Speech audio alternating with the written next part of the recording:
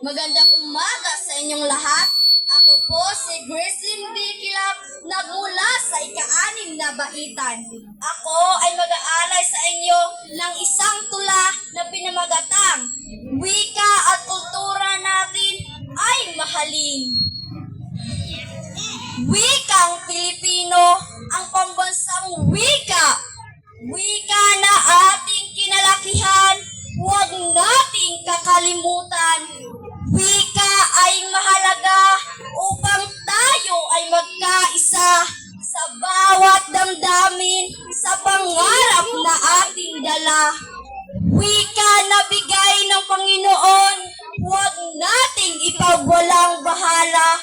Wika na naging tulay upang tayo'y maging malaya.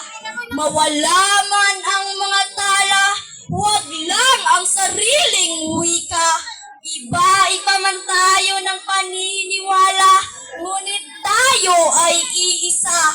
Kahit anong wika niyo, Mapa-Ilocano, Tagalog, Bisaya at Muslim, kayo pa rin ay aking gagalangin.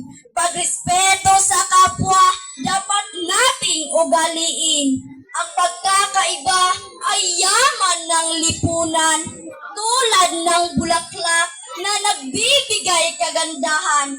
Kaya't atin silang respetuhin. Paggalang sa bawat isa, dapat nating sanayin. Sa puso ay mayroong pag-unawa. Sa pagkakaiba, nagkakaisa. Isang mundo, isang pamilya. Mahalin natin ang bawat isa.